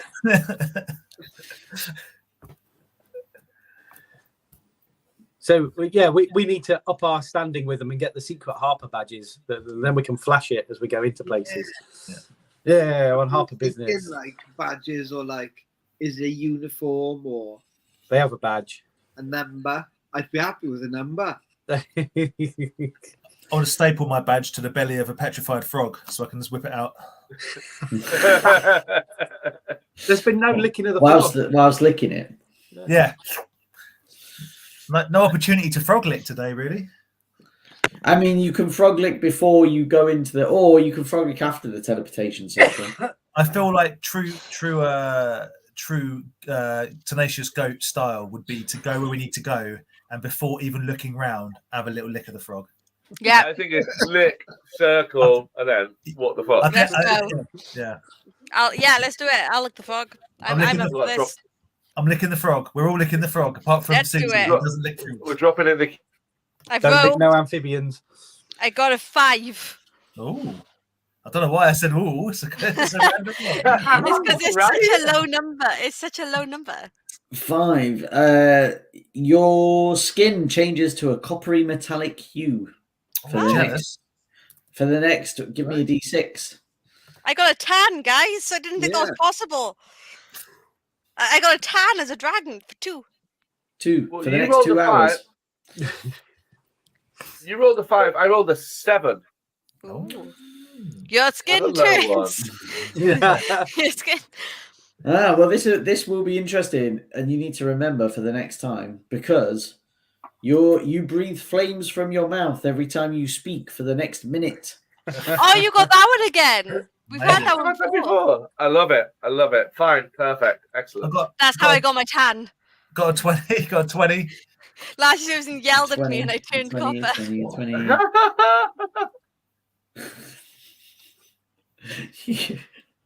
Yes. Yes. You start to sweat a slippery, smelly oil that lasts for. Give me a D4 roll. Any benefit to the oil, or just slippery and sweaty? And smelly? Slippery and smelly, my I'm friend. assuming you can't be Reach yourself grappled. up. I'm assuming you can't be grappled. 4. For the next 4 days. 4 days. You You still. know what? The sad truth is, no one notices. Mahara, you licking the frog? Am I Al? Go on, lick the I frog. go I into got this tan. fucking- Okay, so then it says you can't have no magic for the next 4 days, and we can't go through this teleportation circle. You Well, don't know it'll do that. I got a tan. On the plus side, I stink, and Era has a tan, and Large Susan's a walking barbecue.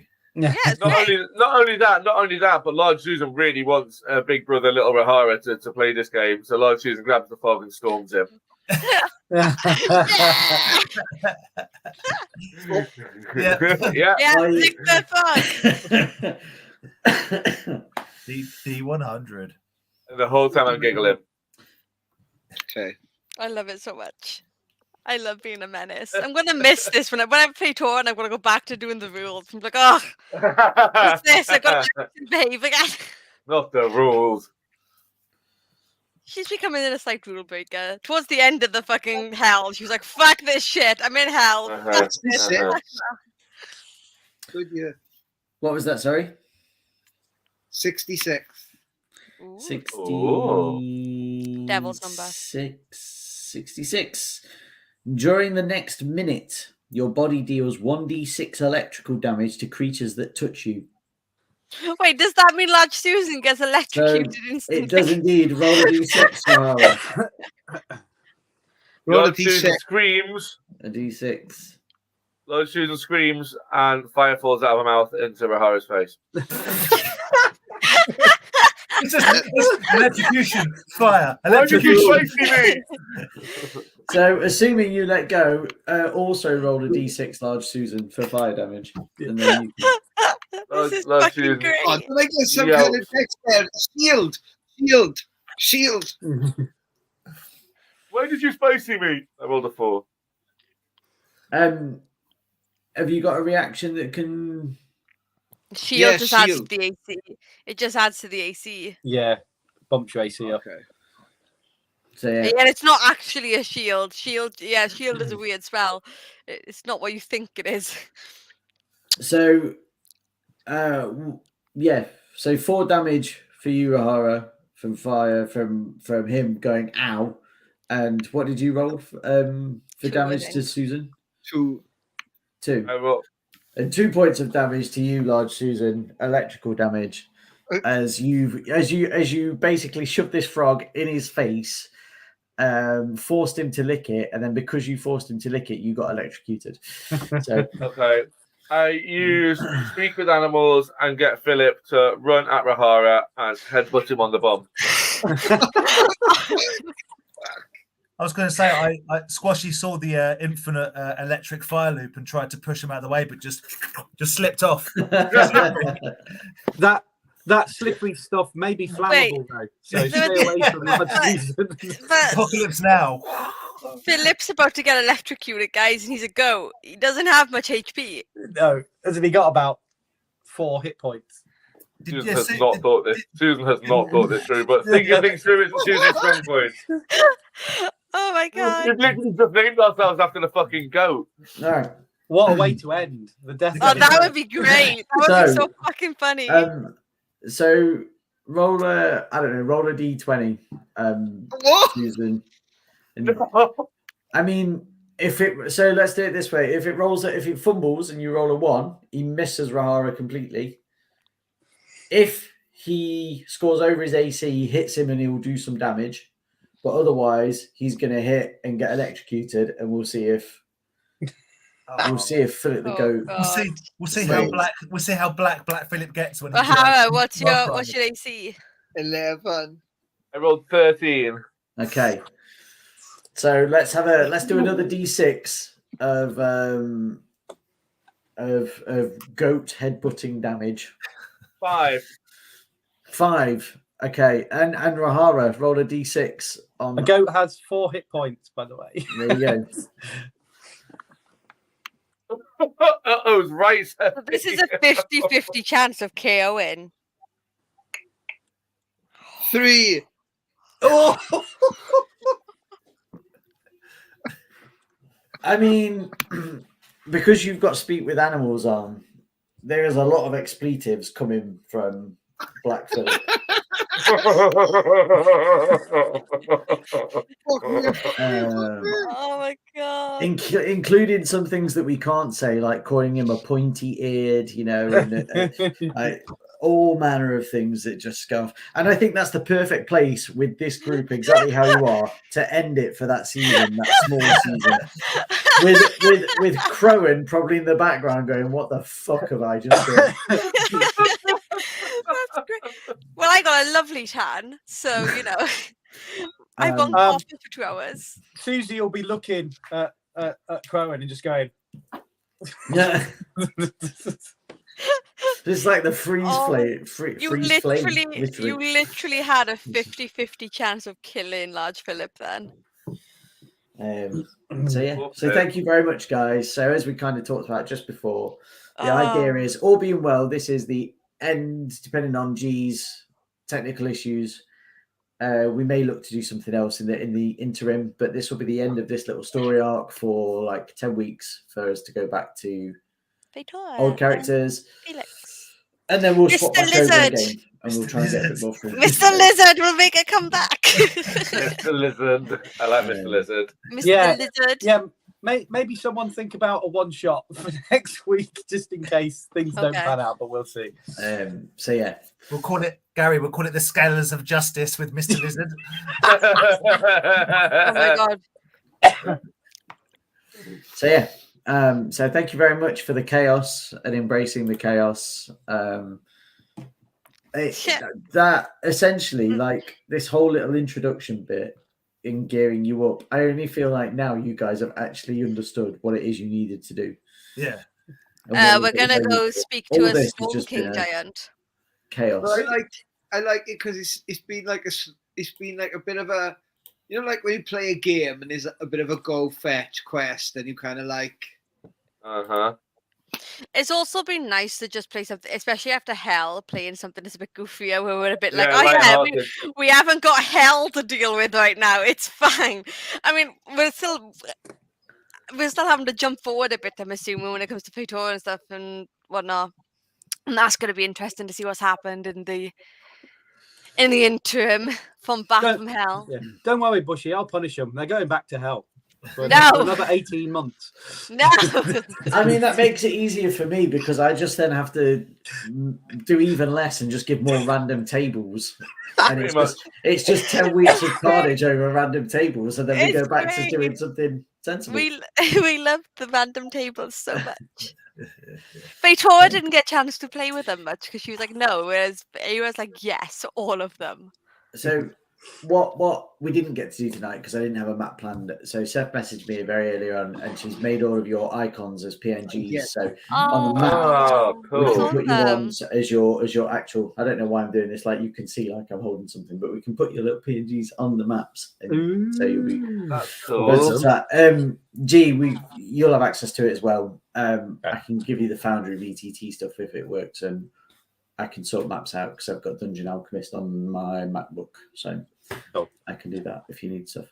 But yeah, so yeah, thank you very much, Seth. Thank you very much for watching. I don't have anything else to say. We've got Cthulhu coming back on the 1st of, I think it's the 1st of March. Maybe, yes. First I think week so. in March. Yeah. Sometime there. We'll know for sure next weekend. But yeah, I think that's when we planned it, isn't it? Yeah. Yeah. So yeah. So she's going to do the Revengers, some icons as well. We love the Revengers. We got a name now. We do have a name. We're great. Tenacious We're so good G. at this. Tenacious G's, yeah. Delicious G. Why not? Why That not? feels like a type of thing that you'd find out at the end of series 1 and that.